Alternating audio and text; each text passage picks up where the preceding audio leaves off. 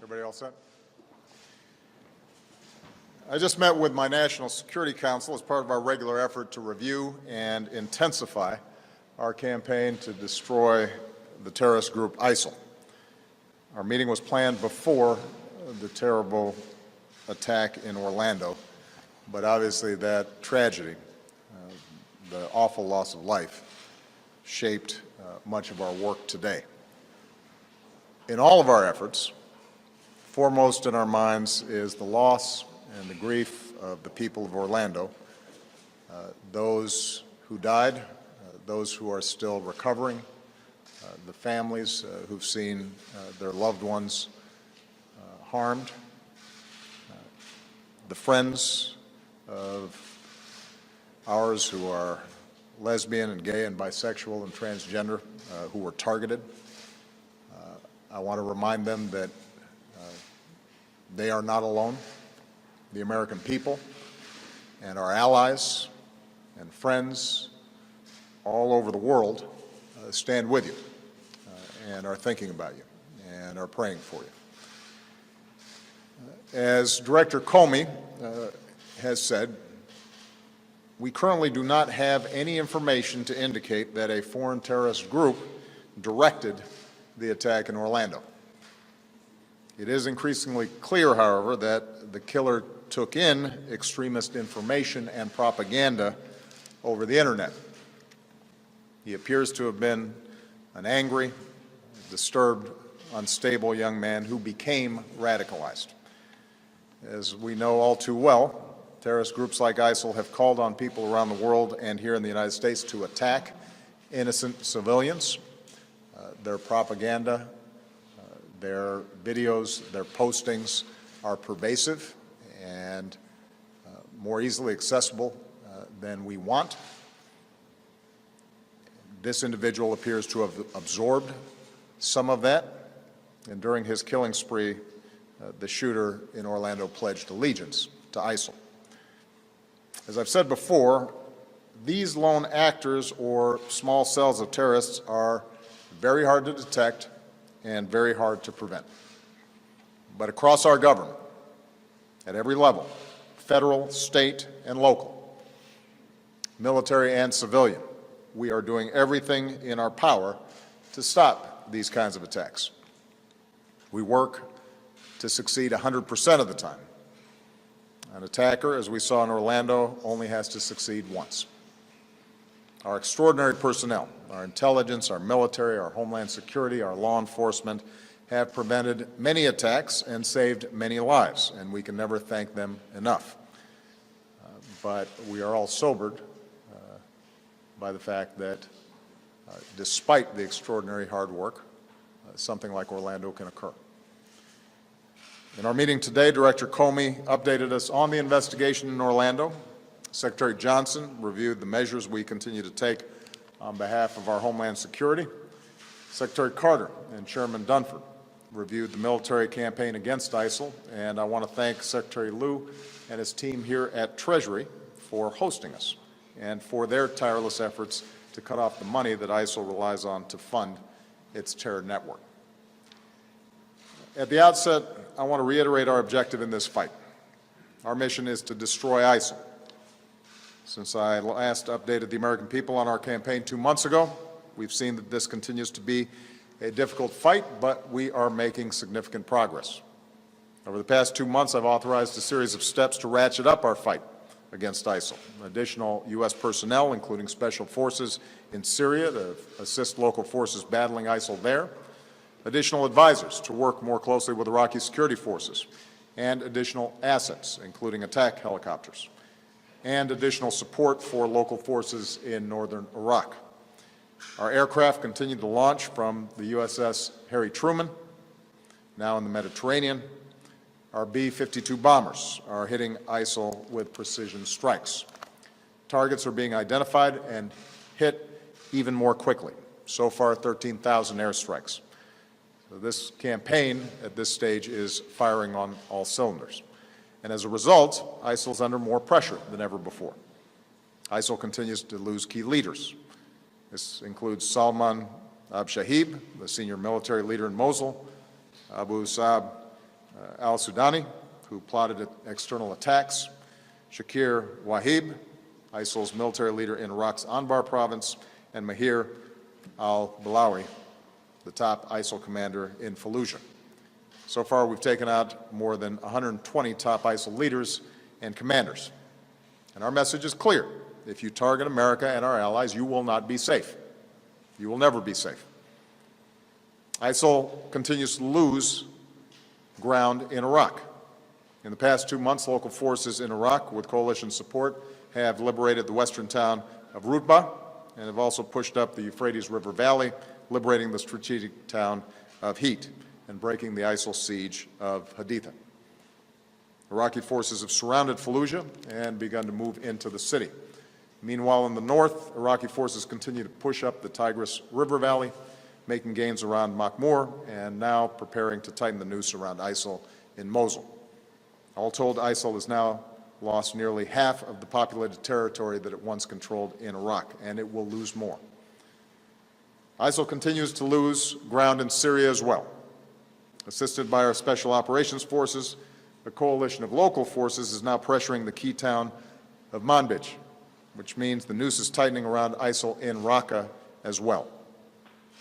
In short, our coalition continues to be on offense. ISIL is on defense, and it's now been a full year since ISIL has been able to mount a major successful offensive operation in either Syria or Iraq. As ISIL continues to lose territory, it also continues to lose the money that is its lifeblood. As a result of our strikes against its oil infrastructure and supply lines, we believe that we've cut ISIL's revenue from oil by millions of dollars per month. In destroying the storage sites where they keep their cash, we've deprived ISIL of many millions more. Thanks to the great work of Secretary Liu and many others here today, and working with nations and financial institutions around the world, ISIL is now effectively cut off from the international financial system. Cutting off ISIL's money may not be as dramatic as military strikes, but it is critically important, and we're seeing the results. ISIL's cash reserves are down. It has had to cut salaries for its fighters. It's resorting to more extortion of those trapped in its grip, and by ISIL's own admission, some of its own leaders have been caught stealing cash and gold. Once again, ISIL's true nature has been revealed. These are not religious warriors, they are thugs, and they are thieves. In continuing to push on this front, I want to mention that it is critical for our friends in the Senate to confirm Adam Szubin, my nominee for Undersecretary of Terrorism and Financial Intelligence. Adam has served in Democratic and Republican administrations. Everyone agrees he's eminently qualified. He has been working on these kinds of issues for years. It's now been more than a year since I nominated him, more than 420 days, and he still has not been given a full vote. There is no good reason for it. It is inexcusable. So it's time for the Senate to do its job, put our national security first, and have a vote on Adam Szubin that can lead our financial fight against ISIL and help keep our country safe. ISIL's ranks are shrinking as well. Their morale is sinking. As one defender, as one defector said, ISIL is not bringing Islam to the world, and people need to know that. Thanks to international efforts, the flow of foreign fighters, including from America to Syria and Iraq, has plummeted. In fact, our intelligence community now assesses that the ranks of ISIL fighters has been reduced to the lowest levels in more than 2.5 years. Even as we continue to destroy ISIL militarily, we're addressing the larger forces that have allowed these terrorists to gain traction in parts of the world. With regard to Iraq, this means helping Iraqis stabilize liberated communities and promote inclusive governance so ISIL cannot return. With regard to Syria, it means our continued support for the fragile cessation of hostilities there. This cessation of hostilities has not stopped all or even most of the hardship on the Syrian people, the hardship on civilians. And the Assad regime has been the principal culprit in violating the cessation of hostilities. ISIL and al-Nusra, which is al-Qaeda's affiliate in Syria, also continue to terrorize Syrians. But as fragile and incomplete as the cessation is, it has saved lives and it has allowed the delivery of some life-saving aid to Syrians who are in desperate need. And as difficult as it is, we will continue to push for a political process that can end the civil war and result in a transition away from Assad. Beyond Syria and Iraq, ISIL is also losing ground in Libya. Forces of the Libyan unity government are going after ISIL in their stronghold in Sirte, and will continue to assist the new Libyan government as it works to secure its country. Lastly, here at home, if we really want to help law enforcement protect Americans from homegrown extremists, the kind of tragedies that occurred at San Bernardino and that now have occurred in Orlando, there is a meaningful way to do that. We have to make it harder for people who want to kill Americans to get their hands on weapons of war that let them kill dozens of innocents. It is absolutely true. We cannot prevent every tragedy. But we know that, consistent with the Second Amendment, there are common sense steps that could reduce gun violence and could reduce the lethality of somebody who intends to do other people harm. We should give ATF the resources they need to enforce the gun laws that we already have. People with possible ties to terrorism who aren't allowed on a plane shouldn't be allowed to buy a gun. Enough talking about being tough on terrorism. Actually be tough on terrorism and stop making it easy as possible for terrorists to buy assault weapons. Reinstate the assault weapons ban. Make it harder for terrorists to use these weapons to kill us. Otherwise, despite extraordinary efforts across our government, by local law enforcement, by our intelligence agencies, by our military, despite all the sacrifices that folks make, these kinds of events are going to keep on happening. And the weapons are only going to get more powerful. And let me make a final point. For a while now, the main contribution of some of my friends on the other side of the aisle have made in the fight against ISIL is to criticize this administration and me for not using the phrase radical Islam. That's the key, they tell us. We can't beat ISIL unless we call them radical Islamists. What exactly would using this label accomplish? What exactly would it change? Would it make ISIL less committed to trying to kill Americans? Would it bring in more allies? Is there a military strategy that is served by this?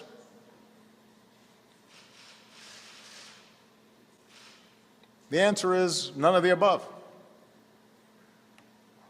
Calling a threat by a different name does not make it go away.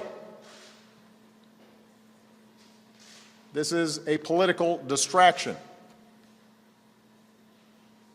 Since before I was president, I've been clear about how extremist groups have perverted Islam to justify terrorism. As president, I have repeatedly called on our Muslim friends and allies at home and around the world to work with us to reject this twisted interpretation of one of the world's great religions. There's not been a moment in my 7.5 years as president where we have not been able to pursue a strategy because we didn't use the label radical Islam.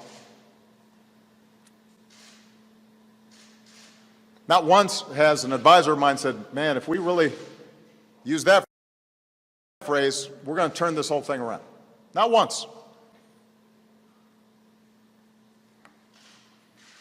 So if someone seriously thinks that we don't know who we're fighting, if there's anyone out there who thinks we're confused about who our enemies are, that would come as a surprise to the thousands of terrorists who we've taken off the battlefield. If the implication is that those of us up here and the thousands of people around the country and around the world who are working to defeat ISIL aren't taking the fight seriously, that'd come as a surprise to those who've spent these last 7.5 years dismantling Al-Qaeda and the Fatah, for example, including the men and women in uniform who put their lives at risk, and the special forces that I ordered to get bin Laden and are now on the ground in Iraq and in Syria. They know full well who the enemy is. So do the intelligence and law enforcement officers who spend countless hours disrupting plots and protecting all Americans, including politicians who tweet and appear on cable news shows. They know who the nature of the enemy is. So there's no magic to the phrase radical Islam. It's a political talking point.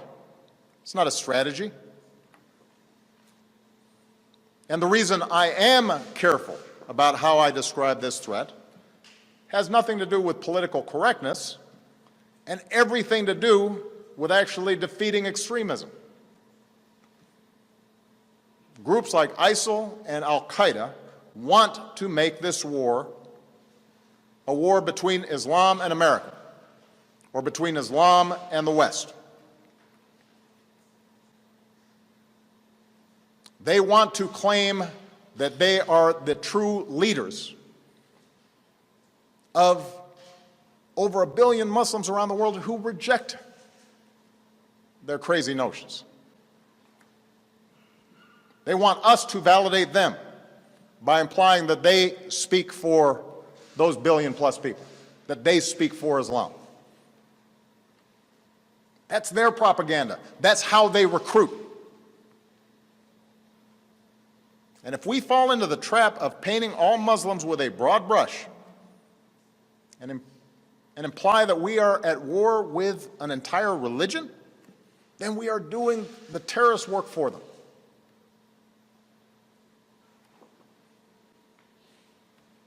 Now, up until this point, this argument about labels has mostly just been partisan rhetoric. And sadly, we've all become accustomed to that kind of partisanship,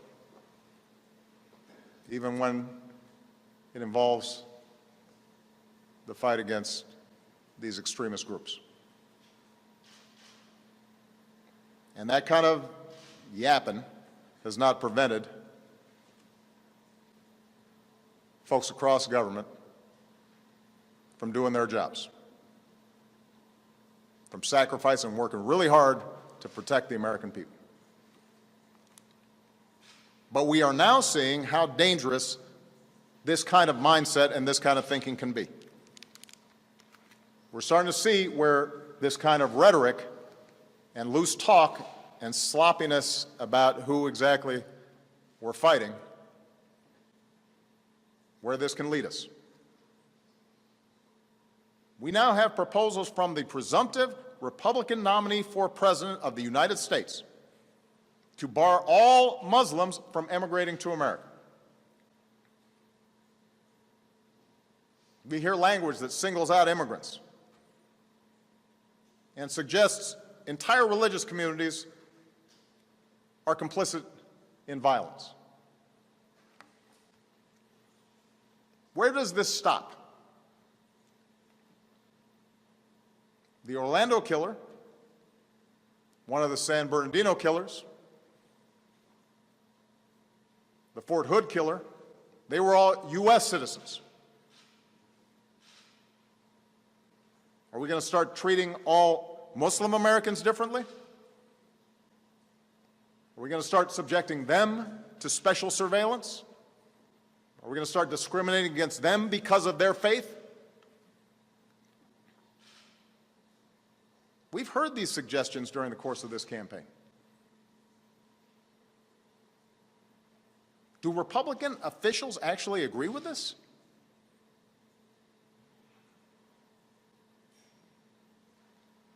Because that's not the America we want. It doesn't reflect our democratic ideals. It won't make us more safe, it will make us less safe, fueling ISIL's notion that the West hates Muslims,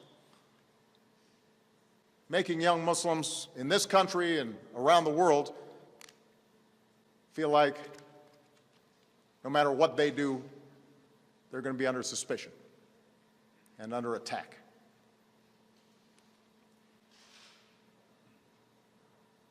It makes Muslim Americans feel like their government is betraying them. It betrays the very values America stands for. We've gone through moments in our history before when we acted out of fear, and we came to regret it.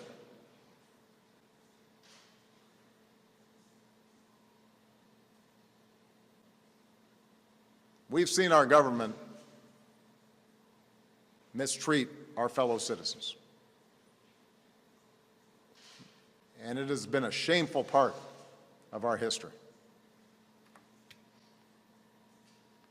This is a country founded on basic freedoms, including freedom of religion. We don't have religious tests here. Our founders, our Constitution, our Bill of Rights are clear about that. And if we ever abandon those values, we would not only make it a lot easier to radicalize people here and around the world, but we would have betrayed the very things we are trying to protect. The pluralism and the openness, our rule of law, our civil liberties, the very things that make this country great, the very things that make us exceptional. And then the terrorists would have won. And we cannot let that happen. I will not let that happen.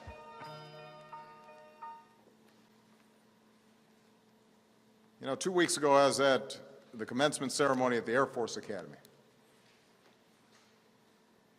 And it could not have been more inspiring to see these young people stepping up, dedicated to serve and protect this country.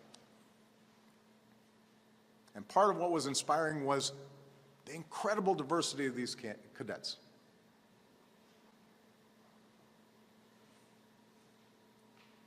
We saw cadets who are straight applauding classmates who were openly gay.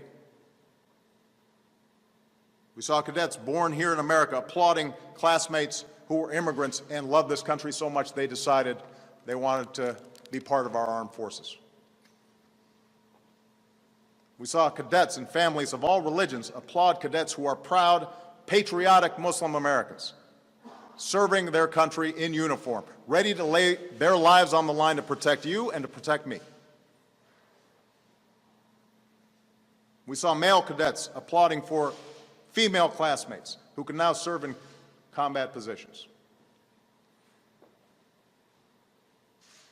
That's the American military.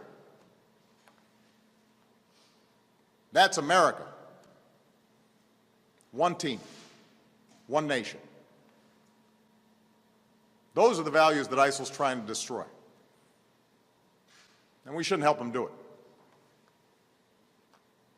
Our diversity and our respect for one another, our drawing on the talents of everybody in this country, our making sure that we are treating everybody fairly,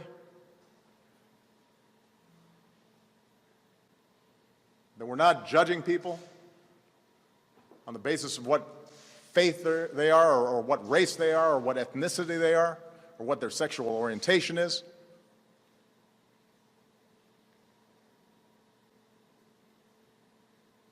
That's what makes this country great. That's the spirit we see in Orlando. That's the unity and resolve that will allow us to defeat ISIL. That's what will preserve our values and our ideals that define us as Americans.